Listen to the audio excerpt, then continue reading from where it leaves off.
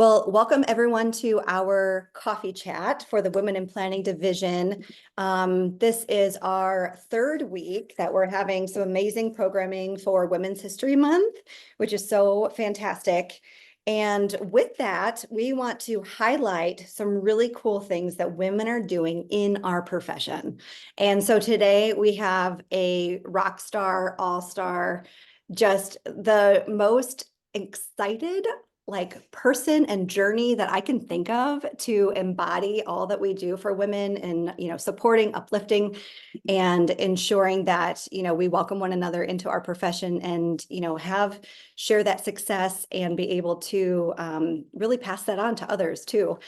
So our guest today is Breanne Rothstein. I'm going to let her fully introduce herself, but she is a former Women in Planning Division Executive Committee member, serving many, many years in the division. Her last post was, vice chair not too long ago. She's also been APA Minnesota chapter president. She's been a part of the CPC for APA. She's in that upper bar that we have for APA leadership. And so she's really woven into the fabric of not only APA, not only the division, but women in our profession. And she has led such a robust career. And now she has embarked on her newest adventure, which is going to be so fun to be able to learn about from her. So I'm going to welcome Breanne to the group. I'm going to be monitoring questions. So feel free to put questions in the chat. And we'll be monitoring questions, but I'll let Breanne kind of let you know kind of how the flow of the conversation will go. So welcome everyone to our coffee chat and welcome Breanne. Thank you, Corinne. I am actually going to start with thank yous instead of ending with thank yous. There are so many amazing people on this call, some of which I know and a lot of whom I don't know. But I'm starting with Corinne. Corinne, thank you so much for inviting me and for knowing me and for listening to me for an hour and a half on the phone yesterday. And for coming alongside of me, helping with my business and helping subcontract with my business. So Corinne and I are in it together. Thank you. Also, I do see Kelly McGinty on the call. Welcome. Kelly is my coach, business coach. And through the next hour or half an hour, you'll hear me talk about my challenges, my lessons learned, and a lot of it is rooted in coaching. So thank you for joining and being here as well. And thanks to Brittany and Caroline for just being our fearless leader in the Women in Planning Division, and Brittany for helping support and plan this webinar. And then finally, thank you to Jay Kennedy, my boo, who I could not have done this without him either. So just trying to open up the conversation with gratitude here, and I have a lot to be grateful for. So I'll talk a little bit about me and just who I am and my journey, but I'm going to actually spend most of the time providing you kind of a how to start and grow your business as a planner. I assume a lot of you are on here other than my fan club for because you're interested in potentially being an entrepreneur someday. And so I'd like to give you some kind of hard-hitting tools and tips for that. And just maybe have you leave with some notes and some inspiration for how you could do the same thing. So I came up in a very kind of traditional planning background. My sophomore year of undergrad, I discovered urban planning by taking the course catalog, which at the time was a paper catalog, and circling all the classes in the catalog that sounded interesting. I went through the whole thing front to back. And it happened to be that the classes that I found most interesting were in this degree of urban studies. And so I changed my major my sophomore year, and I have never looked back. I have literally enjoyed every single move and second of being a planner. I love public meetings. I love politics and city councils. And so it just really was well suited for me. And so with that, went right to grad school right after graduating with my 4-year degree. I was just sort of solely focused on achievement at that time, and that signified the highest achievement in the industry for me at the time. So I got my master's degree.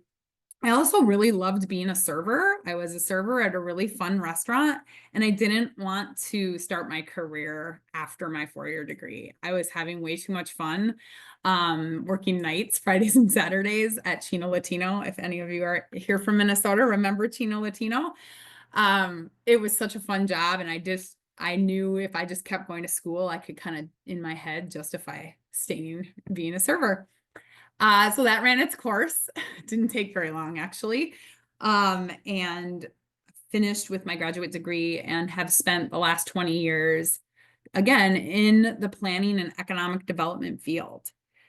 I worked for 2 cities. They were suburban, very kind of rural suburban cities, which is not what I expected when I graduated. I thought I would go work for the city of Minneapolis or the Metropolitan Council or some big fancy planning organization. And instead I found myself in small town USA.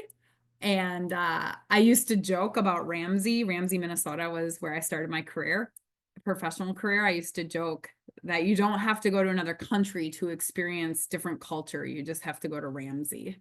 And having grown up in the city, I just didn't know places like that existed. So it was a hugely valuable experience. It was a fast growing community. And then became a senior planner, moved to Minnetrista, which is also a rural community on the Lake Minnetonka.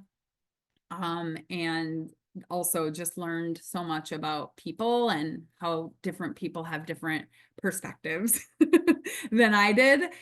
So it was very, very rich. I got to do, because they were small towns, I got to do everything.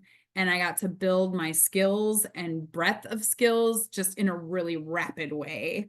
And that really served me well. And all this time in 2006, 2007, 2008, I cannot believe how long it's been. I was involved with APA. I was volunteering and at the chapter level, and then over the years got involved with the Women in Planning Division, and then I was chapter president of Minnesota, and then involved at the national level in volunteer committees as well, building my network and growing the community and making lifelong friendships. And so that also will come up here in kind of how to start and grow your business. And then I spent 6 years as an independent consultant, still working for cities, even smaller cities that were too small to hire full-time planners. That took me all over the state of Minnesota and even outside of the state. And so my most recent job was in the city of Brooklyn Park. I kind of switched and went to economic development and housing. So got to learn about how to get deals done. And that was really exciting, especially since basically my whole career had been writing comprehensive plans and doing development review and zoning. It was really fun to do economic development and really implement those plans and get deals done. And Brooklyn Park was really unique community. They were really focused on economic prosperity for their residents. And so we got to do really cool policies and programs. We wrote a bunch of new programs and really did a bunch of deals, housing development deals and leveraged grants. And we opened a small business center. That was vision to reality, like started just by the community saying we need a small business center. I see Nancy on the call. Nancy knows all about the Brooklyn Park Small Business Center. But really the community was vying for that project. And we leveraged outside resources and developed and built out a small business center, co-working incubator space. So very much a crown jewel of the community and of my career. And as part of that, I got to meet so many small business owners. as part of the process of, brainstorming what the needs were and partnering with the county, I just met so many small business owners and so many entrepreneurs. And I really got my inspiration from the small business community. Often the folks in Brooklyn Park were small business owners, were working full time and running a small business. And so just kept spending more time with them and being inspired by them, and decided kind of to launch. I actually had been thinking about it for a long time. I had a business plan in 2019 that I wrote, and almost quit and launched a business, and then did not. COVID hit, and we got really busy in Brooklyn Park and really focused on trying to respond to the needs of the community. And so yeah, that is a little bit about how my background and my journey and how I got to deciding to start my own business. And I know that as I go through here, kind of the steps, I will highlight the challenges that I've had, and also the things that have really gotten me there.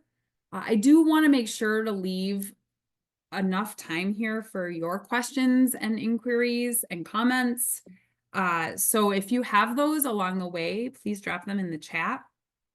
Otherwise, we'll take questions at the end too. And so, what do I have? I have 7 steps to starting and growing your own planning business. And so the first one, and you'll, as I go through these, you'll hear sort of tidbits too from my story and how I got here. But the first one is to build your personal brand. And what that means is be authentic to what you stand for, who you are, and what you're passionate about. And know that, and be able to talk about that, be able to express what you care about. This can start from the very beginning of your career, can start from, even when you're young in high school and in college. What do people know you for as a person, not as a business or as a planner necessarily even, but just like, who are you? What would people say about you? So you can start doing that any moment. And it's really foundational work for the future if you do decide to launch a business. But just being authentic to who you are in all places and spaces, because if you try to be someone you're not, then you're going to become salesy and nobody's going to buy that, or it'll be a lot harder to sell. And this can include very concrete things like LinkedIn. Like, what are you liking? What are you sharing? Things that you care about. You're really building that okay, when someone thinks of Breanne Rothstein, what do they think of? So it can be more formal, like using social media, or early in my career, I wrote op-ed pieces just for fun. I did a lot of volunteering, APA volunteering. Again, she's the president of the Minnesota chapter. That's part of your brand. So that's really foundational, and I think kind of easy to do. It doesn't take a lot of extra bandwidth or time to think about your personal brand, think about what you care about, what you're passionate about, and to show that to the world. And the world can be social, it can be your friends, it can be your family, or it can be your professional network. So the second thing is to grow your network. The breadth of my network is why I'm successful in my business. I know it's kind of cliche. It's not what you know, it's who you know, but it's not just about who you know, it's about what they know about you and what they think of you. And so this is related to your brand, but you got to show up. You got to participate. You got to get involved where your potential clients would be, or friends even, or people like you, people that share the same passions as you. So it doesn't have to be APA. It can be women's groups. It can be other affinity groups, WTS, other types of professional or personal networks. It can be your religious community. It can be very broad. Grow your network by meeting people and then following up. I often think people think of networking. I actually teach a whole class on networking, and I think people often get like intimidated by networking because they think it means walking into a group of strangers and introducing yourself and then trying to get to know people who maybe you don't have anything in common with. That's really not my definition of networking. It's about finding people who are your people and then deepening those relationships. And so follow-up is very important with growing your network. It's one thing to go to a networking event or a conference or something like this. It's another thing to say, hey, I saw you were on there, or I saw you at this thing. Remember we met? It was really nice to meet you. Would you like to have coffee or a virtual call? Or and I find the follow-up meetings are the ones that have the real value, that the meeting people doesn't really matter as much as the follow-up. So you do have to be strategic about that, and only the people you really connect with, because there's lots of people out there and it can feel like intimidating too, but just picking those people you made a connection with, personal or professional, or even just a vibe. I mean, there are times where I'll meet someone at a conference. I'm like, I don't know why I like them. I just feel their energy and I want to learn more. And also if people connect you with other people, definitely follow through on that. Again, it can be a little overwhelming if you get a lot, but if Corinne said to me, hey, I want you to meet this person, then I need to follow up with that person. So that's really how I see growing your network, as building your friend group. And it has to be authentic. It can't be like, I want to network with you. Will you network with me? So that's the second thing you can do to, again, you don't have to quit your job. You don't have, and it's super valuable to, even if you stay in your job or you stay in an organization, or stay working for a corporation, or networking is valuable beyond just starting your own business, and you can do it anytime. Okay, the third thing, and this is a little bit more like, okay, you maybe want to start a business, is to start saving money. One of the biggest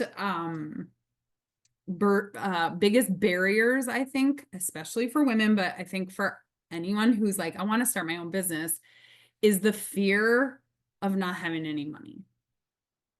And so I think saving money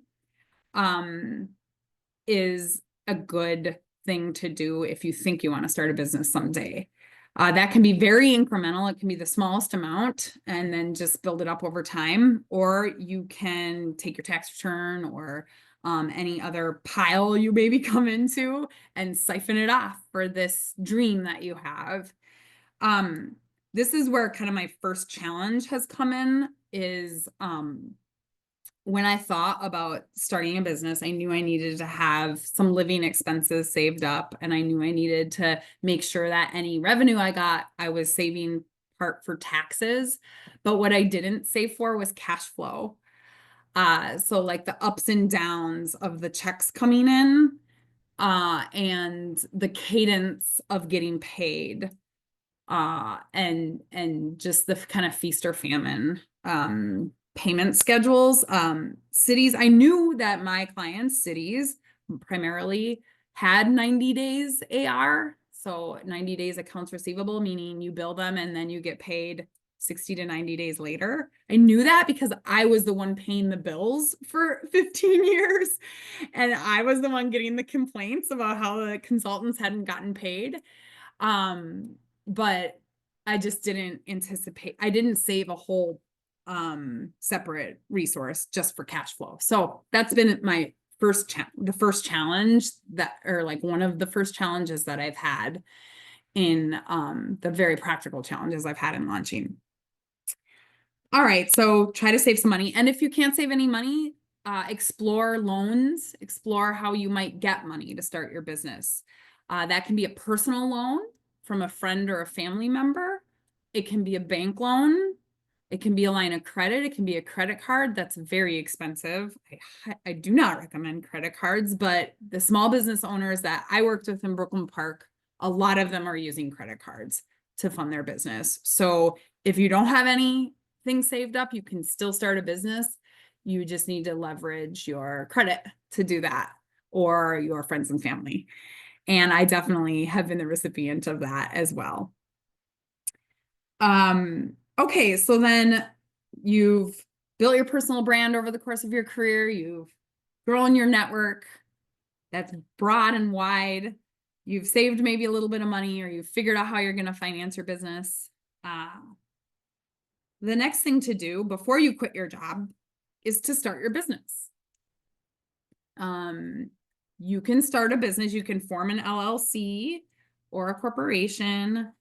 You can set up a bank account. You can get an EIN. You can even set up a website that's not live yet. You can think about your brand.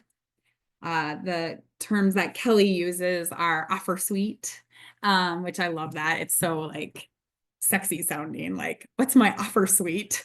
You can do a lot of that work before you can kind of lay the groundwork before you quit your job your full-time job as well. You can even do side gigs depending on your organization. So the way I did this, because I wasn't comfortable taking planning work or economic development work as a planner working for a city, I started doing training and leadership development.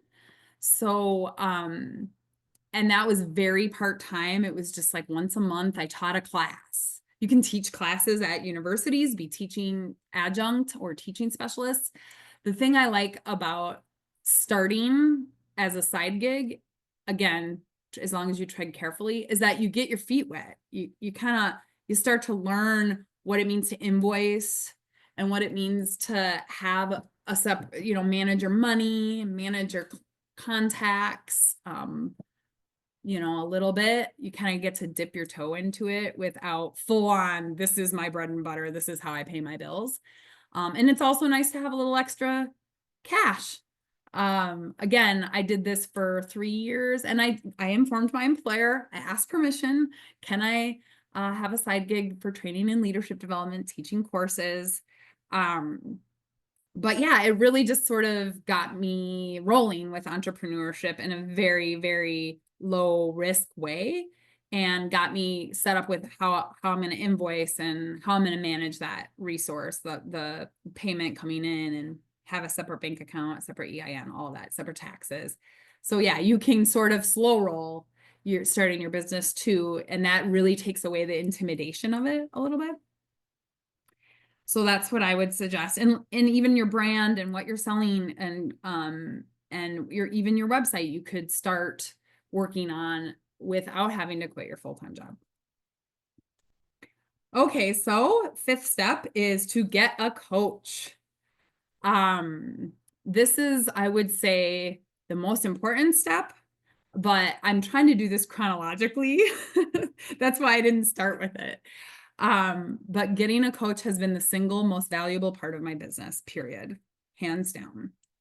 And for me, it's because this is where all the challenges lie with starting your own business. And I actually had to put them on a separate page because there were so many.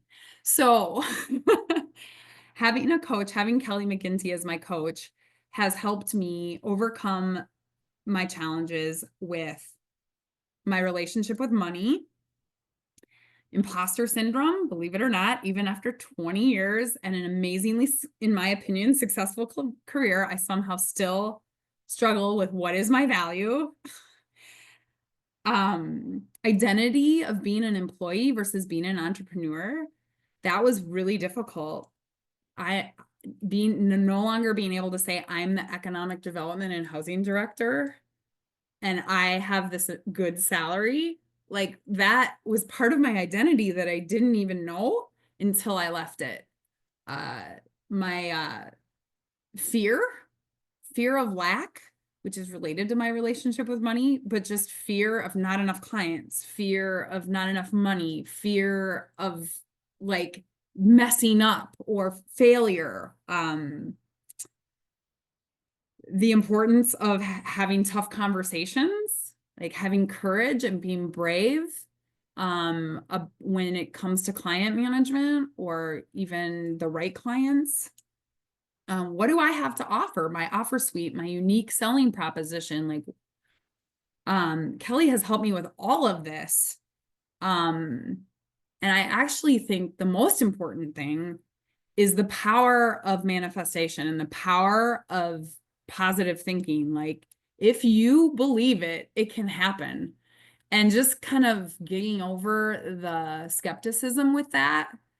And so all of those things were huge challenges. They were all in my head.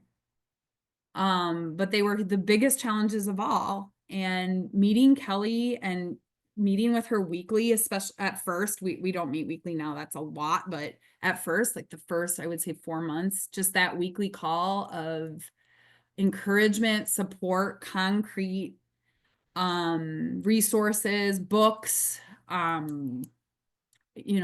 activities. It's just been life-changing and business changing. So, back to my not separate page, that single-handedly, I attribute the most of my success to. So thanks, Kelly, for joining. I think she popped off, but, she's also a great cheerleader. And then I would say like 2 more. The next step after getting a coach is to thank you for sharing her website. I was going to do that. I'm so glad you did. Corinne is also a client. So is to get the professionals that you need surrounding you. So once you get rolling, once you know what you're selling and you're out there doing that, find the professionals that you need that do what you can't do or do what you hate doing. Specifically for me, it was IT. I can barely figure out how to restart my computer. I mean, I just do not have the software and hardware skill set to that I need. So I hired an IT person on a retainer. Accountants are also really important if you don't fully like the financial piece of it.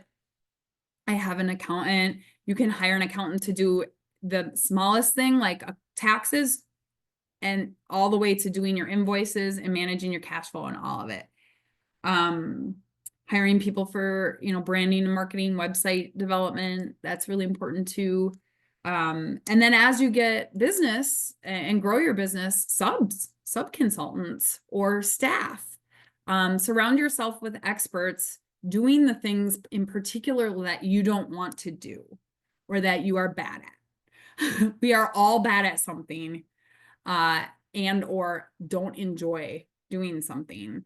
And so you can find like the least cost alternative. What's the minimum thing what's the minimum amount I can pay to get some help here? And so as you grow your business, that is an important factor. And then the last thing is to get to work. And this is when you could consider quitting your full-time job at the end of your start my business journey. I think a lot of people quit their job and then start their business, which circumstances sometimes require that, right? Like you're miserable, you get laid off, whatever the thing is, circumstances may require you to quit your job or get laid off before you start your business. But if you have a job and you're gainfully employed, you can do all of this before you quit. And so the last one is to get to work, get the work. And again, all you're doing is leveraging your network. You're leveraging the base of your personal brand, of your network. And so really that's where you start with sales and getting work as with your network. Follow up with your network, ask them for help. I started my own business and I'd love your help. I have 2 people in particular that were in my network. I literally just had lunch with them. I told them I was starting a business. And they were like, I have work for you. And I'm like, really? Or one of them was, I know somebody who has work for you. I will connect you with them.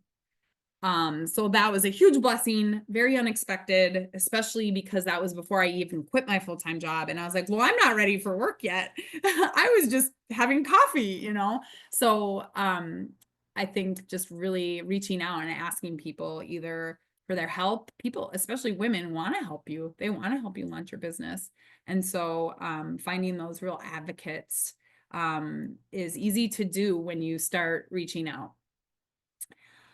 So that concludes my prepared remarks. I really wanted to kind of contextualize my challenges and experience within some concrete tools for you as you move out into considering this. But I also really want to hear your questions or comments. I see there are some.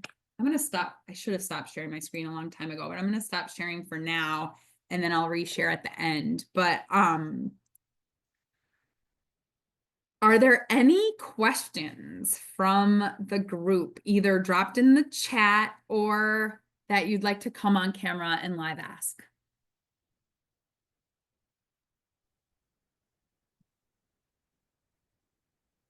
A question from the group. I can start with one that I received. Breanne, what would you say to sort of your younger planner self of, having the journey of going, public sector, private sector, being in leadership and APA, and then now having your business, the way that it has flourished, in this past couple of years? What would you say maybe early on in your career to prepare you or to maybe start doing as you're a younger professional? Well, in addition to the things, particularly getting involved in affinity groups, finding your people, like, I would say also just think of every opportunity, everything that happens to you as a growth of an opportunity for growth. So like when you have that really bad planning commission meeting and you're crying. I mean, I used to cry driving home from planning commission meetings when I was 26. And when I think about that now, I just wish I could hug that person, because clearly that's not the same person. I have the thickest skin now. I literally, a planning commission or council could say literally anything and has, and I wouldn't cry. It wouldn't, I'd be like, that's nice. I've heard that before. And so just kind of hug her maybe and say, this isn't about you. This is about them. And you're learning something here, you know? And I did. I mean, I've been to over between 500 and 1,000. I'm really going to have to get the number, because I used to say 1,000 and then I'm like, there's no way that can be true. So now I just say over 500, but it's somewhere between 500 and 1,000 public meetings. And so my younger self would get so mad and so bent out of shape. My face would get red. Even if I could keep it together on the dais, my body language was just like oozing with frustration. And so I just think I think that's the biggest thing is like, this is nothing is worth getting totally bent out of shape over, and to be able to channel that input and feedback and then kind of overcome it, I think has been a huge learning experience for me. So yeah, just like that empathy towards that younger person. Hey, it's okay. And never lose your passion. You can still be super passionate. I used to think like, well, how do I stop caring? No, that's not. It's not about stopping caring. It's just about like kind of going to a happy place and then realizing it's about them and not about you at all. So that's the main thing, I think. Those are all great suggestions. And we have a bunch of questions in the chat that I'll get to here. So from Michelle, she said, you talked about saving money. So how much would you suggest saving to start? And then what are some potential initial expenses to maybe look out for? So the initial expenses are not as much as I thought they would be. I I think no more than a couple few $1,000s for expenses. I don't have an office space. There's not a lot of overhead. I did have to buy a computer. I did invest in coaching. Coaching was probably my biggest expense actually. But that's a monthly ongoing thing. So it wasn't like an upfront expense. So the upfront expense is pretty small. When I think about saving money, save as much as you can. If you have if you have a good savings account already, like you're supposed to, if you're following Dave Ramsey, if you have 6 months of expenses already, then that's probably enough. But or you can also consider, especially if you've already quit your job, you can consider taking a loan from yourself through your 401k or your IRA. And I can give you very specific details on that because I think most women don't know they can do that. Because their financial planners tell them they can't, even though they can. So if you have a retirement account, I can help you figure out how to leverage that. And then just making sure you're having buckets. So bucket for taxes, bucket for living expenses, and a bucket for cash flow. And it can be they can be very small at first, but make sure you're separating them all out. And again, you can do that in a matter of ways. But I personally, what did I do? I saved up, I think I had 10,000, and then I ended up taking another $10,000. So $20,000 total that I have not yet paid back, but that I intend to. Absolutely. Well, on the same sort of level as we talked about money, the next question is, so with all the economic flux we have been seeing in the past couple years, how do you remain profitable, or how do you create a model for growth in your business? Sales, leveraging relationships. So you can obviously spend more if you can spend less if you make less, and you can spend more if you make more, both personally and in your business. I don't have a model for growth other than trying to help people with the work they need help with. I don't really want to build a huge practice. For many reasons that I can get into if you'd like. But there are amazing women who have converted from sole proprietor to planning firm operator. Rebecca Leonard is the one that comes to my mind. If you're from Texas and you know Rebecca, she owns Lionheart, and she launched and grew a practice of quite a few planners. And so I talk to her once in a while, and I really look up to her. And there are a whole bunch more. Courtney Mercer, if you know her, she actually was a sole proprietor for a while, and I think just started growing her business. So that's the lovely part about entrepreneurship. You have some flexibility to either be sole proprietor and subcontract or build a firm. I'm not ready to build a firm yet. Maybe someday. And so, yeah, managing your revenue is about sales and matching your expenses to your revenue. So just like you would in your personal budget, you do that in your business budget too.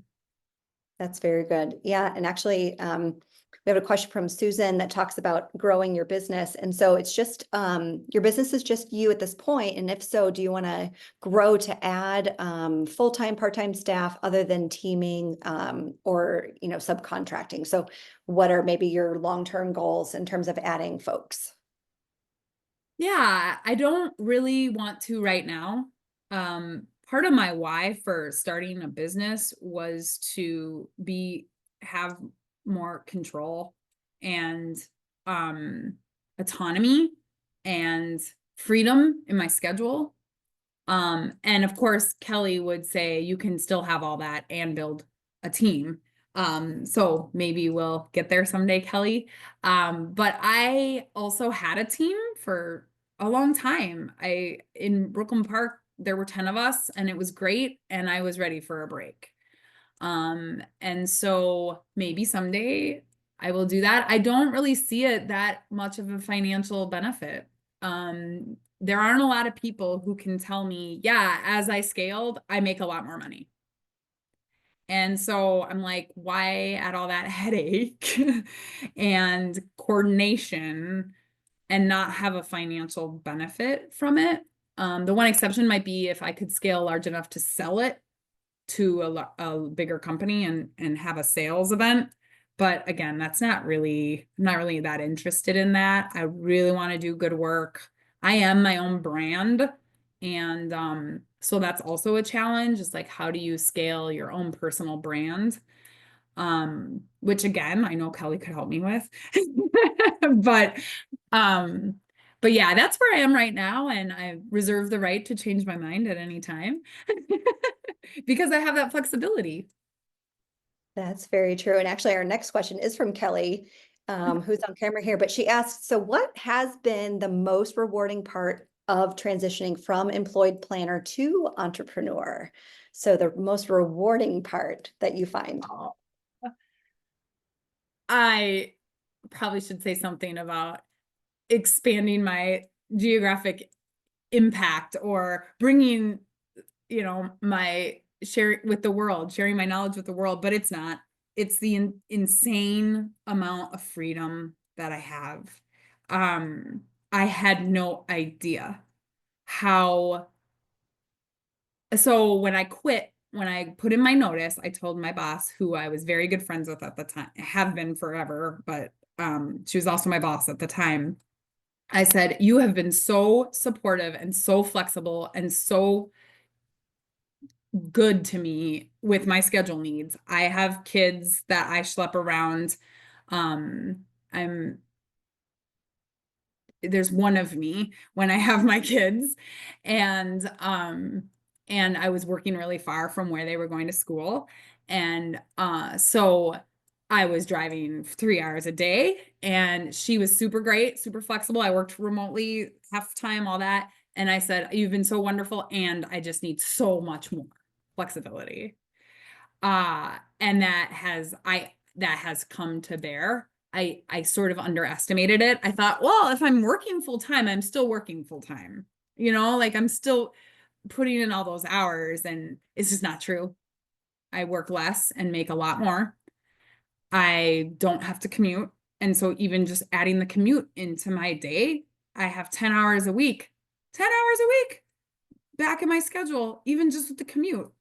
So that has been the single most rewarding, just this like freedom. I didn't know that I had been, I don't want to say a slave, but been beholden to my employer, because I always thought my employers were cool, and they were, but I was beholden to them. And I've been released from that bond. So yeah, that's been the best. I can do whatever I want, whenever I want, as long as it's on my calendar and I don't forget about the thing I want to do. So yeah, calendaring is really important. So yeah, for sure.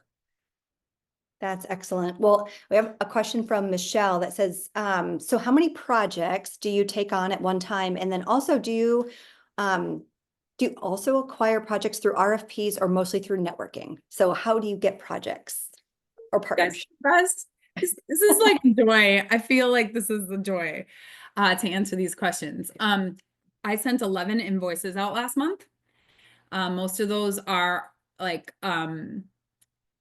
either they're kind of ongoing. Like I sign a contract for usually somewhere between $50,000 and $80,000 per project. Some of them are less. Maybe grant writing support might be 5 or 10. And then I can be a sub on to a prime. I have a couple of those where I'm a sub to a prime, so maybe a little bit less because I didn't have to do any of the pursuit work. But yeah, my average contract right now is somewhere between 40 and 60,000. And so I send 10 or 11 invoices out a month, but that's over, one contract is multiple invoices. But that's manageable. 10 or 11 invoices, that takes an hour. As long as I know what I'm billing, that can be difficult. If it's hourly, you got to keep track of all that and then enter it into the invoice. That's the first part of the question. How many contracts do I take on at once? So I would say like right now I have somewhere between 10 and 15 contracts. Not all of my contracts get billed every single month. And then what was the second part of the question? It was about RFPs like through networking Oh, or like your standard, finding them on, boards or, through different organizations or, agencies. this was one of the surprising things. I thought I would be replying to RFPs. I really did. I was like, well, I've spent 20 years in the public sector. I know how they procure consultants. I'm going to be pursuing RFPs. And so the first half of the last year, I went all in. I think I did 5 or 6 in the first half of the year, and I had a 0% success rate. And so actually I can pull up, because I keep track of everything in a spreadsheet. I can pull up how many I've pursued, how many I've won, how many I've lost. Um, but I think maybe 1 or 2 of my successful pursuits has been through RFP. It's actually really sad. The system is completely broken for pursuits. And if you're on the public side right now or on the procurement side, you're procuring consultants. Maybe you've had luck, maybe you haven't, but it's hard to find good consultants through RFPs. I did not have luck procuring good consultants through RFPs on the public side, and I have not had good luck securing work through RFPs on the private side. So there is something systematically broken, I would say, too. I get these emails because I'm signed up for DBE and WBE and all these certifications. So I'm constantly getting these emails like, how to get more work from the government. And I'm like, how about you train a class on how the government can get work from small business? Like, you're training the wrong people. So, of course, I've given that feedback. But we don't need to skills our small businesses. We need to skills our government folks as to how to do a real procurement process that favors small business. So that's a whole nother diatribe. But yeah, RFPs are largely a huge waste of time for me.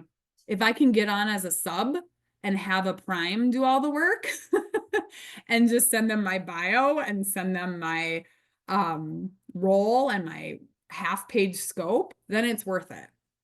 And I am on 3 or 4 of those right now where I just have to send a bio and a scope and then wait to see if the prime wins the work. So, but even that, I think I only have 2 contracts out of the 11 that are sub work right now. That's very good. Well, and we have another question, comes from Adisa in the chat, and who's a urban planning graduate based out of Philadelphia. Do you have any tips or suggestions considering to be taken in regards to launching a nonprofit rather than a for-profit business to expand accessibility? To add some context, I want to launch an organization that facilitates the participatory process from the bottom up for more sustainable and inclusive development. I am assuming that in order for me to offer these services to communities without financial barriers, I'd have to launch a nonprofit instead of a for-profit. Is that an accurate assumption? Thanks in advance. Well, I could wax poetically about that, but Corinne has a nonprofit and a for-profit LLC. So maybe you could speak to that. What are the differences? Why would you do one versus the other? The only thing I can think of while I give Corinne a second to come up with her answer is that you can get more foundational support as a nonprofit. So if you think your work will be funded by foundation grants, then potentially you could have both though. There's literally nothing keeping you from opening one of each and running your foundation work or any work that is eligible to be funded as nonprofit through nonprofit, and run everything else or other things through your for-profit. So that's what you do, right, Corinne? Yes, yeah. Actually, funny you should ask. There's different ways to do it. So I have a nonprofit, yep, youth engagement planning. We teach kiddos about urban planning. We come alongside planners, giving them support to include youth voices into the planning process. And then with that, we do have consulting services as part of the nonprofit organization. And so it's been really helpful to be able to expand the nonprofit. And we're more education, we're more teaching, workshops, speaking. That's sort of our foundation. We go into schools and teach about planning. And then, but on the, kind of private side of things, I have future focused strategies, which is my LLC. So I can also take work in that way. So if you have an idea in Philadelphia, in the area, I think you said Philadelphia, that you want to do that, you can kind of do it both ways. Like if you have a mission driven kind of nonprofit organization that you then want to be able to have contracts to do work, you can do that too. So there's various ways to do it. And I agree with everything Breanne said as well.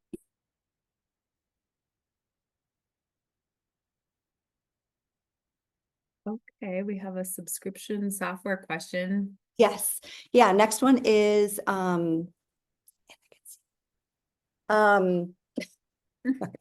sorry, so the next one here is okay, so yeah, so what software subscriptions did you purchase to get underway? Zoom, financial data sources, any of those things to help get you up and running, sustain the business that you have.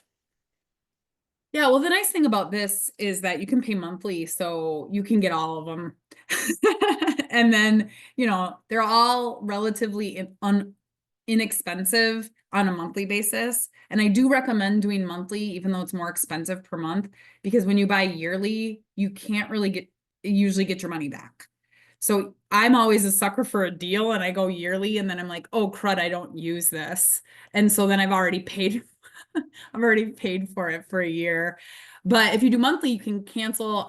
It depending on the cancellation policy, but you can cancel. And so WordPress was the first thing I got because I needed a website. So I have to pay for that. Of course, Zoom, Office 365, which is different than Microsoft Windows, which I didn't know. So I bought Microsoft Windows. I bought personal, and then I realized I needed business. And so I had to buy it again because they don't switch your account. They won't like upgrade your account to business. They're two totally separate lines of business. So I have a personal and a business, which is a waste. But again, because I bought the whole year, that's what I kind of got. And it's probably on auto renew, so I'm probably going to be paying for it again next year. But a lot of subscriptions. Adobe Acrobat, I have a subscription to.